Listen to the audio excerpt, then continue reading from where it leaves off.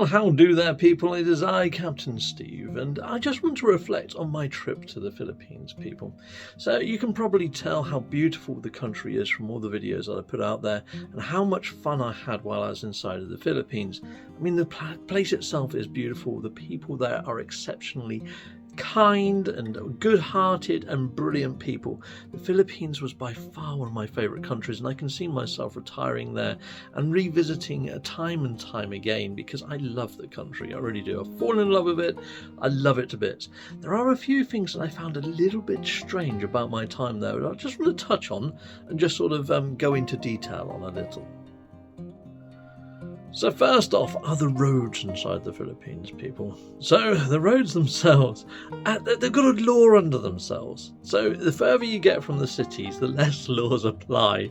And the filter lanes inside of the actual provinces are freaking scary as. And there's motorbikes and sidecarts pretty much everywhere. And some of them could be hauling giant freaking bamboo canes and all sorts of weirdness. You see things there and you're like, seriously?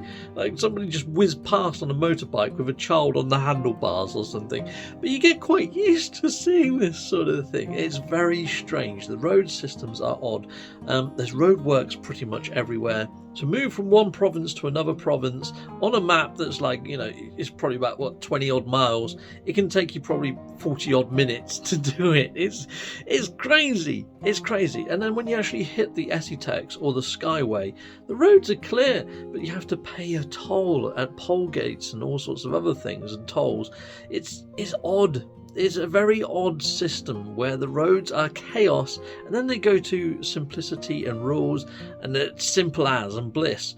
I don't know how the Filipinos managed to transition from the SciTex to the provinces, but they do. They do it freaking awesomely as well. Some of the best drivers I've seen are inside the Philippines. But for me, scared the life out of me, people on the roads. And something that was a little bit odd was the whole entry into the country. We had to go into e-travel and register the fact that we have had our vaccines and all that sort of shenanigans to get like an e-passport of all things. Yeah, double vaccinated people only, without going through quizzes and all sorts of other stuff by, you know, immigration and that. But not only that, when we got to our hotel and we wanted to check in on room 101, our final hotel towards the end of the trip, we had to show vaccine status yet again. When I tried to show them e-travel, they said, no, we don't accept e-travel. Hold on, your government does to enter into the country, but you as a hotel, no, that's not good enough. You can come again? What the fudge? Freaking insane. When we went onto the first hotel, the Belmont, they didn't ask for any of that sort of stuff. It's weird. It's like different establishments inside the Philippines make up their own rules, sod what the government says is right or wrong. Yeah, no, you have to show us your actual vaccine cards and they have to be laminated. What the? Seriously? And also, inside of the 101 Cond Hotel experience, Ivy sent them an email of everybody that was staying in the rooms. 2 rooms, and she listed every single person on an email. We get there, she had to write them all out in pen on sheets of paper. And then not only that, they said to me, can you please fill in the e-form, which was on like an iPad attached to the desk. So we had to do it in triplicate 3 times, and we had to show proof of vaccination for every single person staying inside that hotel room. And there was like, 12 of us in total. It's freaking insane. It really was. So something that I found very peculiar when I first got to the Philippines, but then in the end, I actually sort of warmed to it, and I actually feel that it's a lot better than the UK, is the toilet system. So the toilets, a lot of the toilets don't actually let you flush toilet paper. So you have to fold the toilet paper and put it in the bin. Sounds horrible at first, but next to the toilet is actually what's like a bidet gun or a bum gun. And basically you just spray that after you've gone for, number 2. You spray your anus with a freaking bum gun, clean it up as best you can, then you just use the toilet paper to dab dry.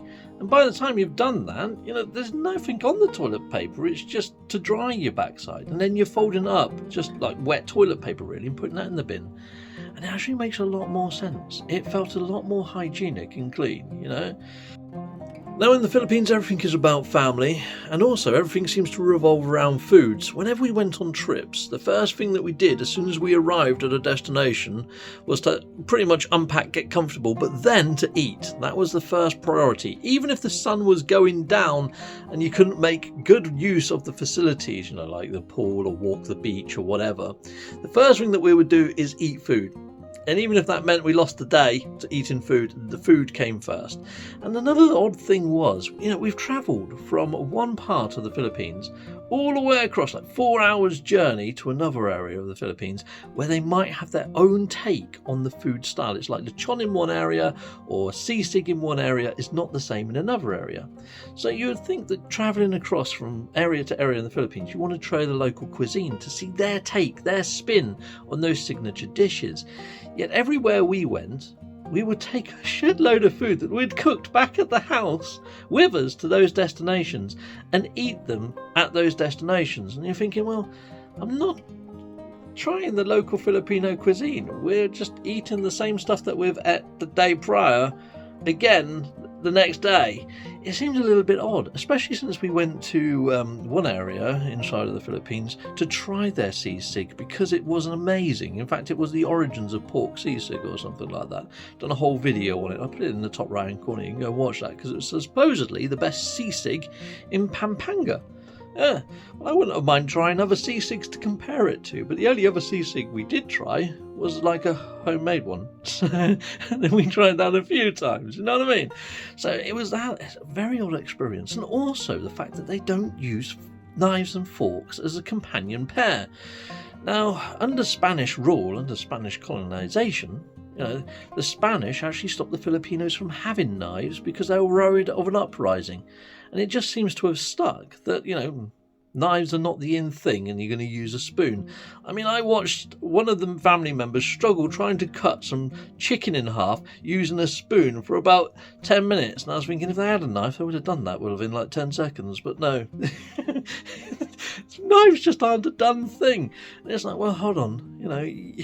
It's a symbol of oppression, the fact that you haven't got knives. It'd be nice if you sort of maybe brought knives to the table as along with a fork. Oddity, but at the same time it's Filipino culture, and I had to embrace the culture. Now, the Philippines is growing rather rapidly, and it's becoming more modern rather rapidly. I mean, they're building projects that they're doing, and the townships and everything like that, the modernisation of the cities and their actual public transport. I mean, they're introducing new rail systems and all sorts to get you up and down the country super darn quick. And I must say, when they do introduce these sort of train systems, you're looking at maybe 30 pesos a train ride, which is like 50 pence in our money, whereas over here you'd be paying 30 quid for the same sort of travel. Now, I do like their public transportation systems, and they're improving vastly year on year, and it has to really, because the roadways, especially when you get to the provinces, are freaking crazy, like I mentioned earlier. But at the same time, if they can improve the rail systems up and down into the provinces, then that's only going to get better. Now, I'm hoping in the 5 years that I'm away from the Philippines and go back out there, once I've actually got my condo built, I'm hoping that the transportation system is vastly improved. And I think it will, to be honest. I mean, as we were going through all the provinces, the reason for all the roadworks was just that. They're putting in safer bridges, they're putting in more stable roads. I mean, a lot of the actual industry there is sort of, over in Nova Ecija, it's sort of like digging out parts of the mountains for ore and stuff like that. So a lot of the trucks are going up and down these roads are actually causing a lot of potholes and damage to the roads, and that's why they're adding in better roads for the actual economy and the local businesses there that are doing all the mining work. So fingers crossed, people. A lot of these sort of niggles that I've got are simply just niggles, and some of them are cultural. So the whole thing of taking the food from A to B and things like that is all about family. And the fact that everybody gets together around a dinner table. You don't see the kids and the younger generation glued to phone screens or taking their food away to their rooms and you never see them. They're at the table and they show respect to everybody. They do this thing called blessing, where they touch your hand on their head, and they bless all the people older than them. And they call you Koya or Tito or Ning Nong. I mean, yeah, my goddaughter calls me Ning Nong.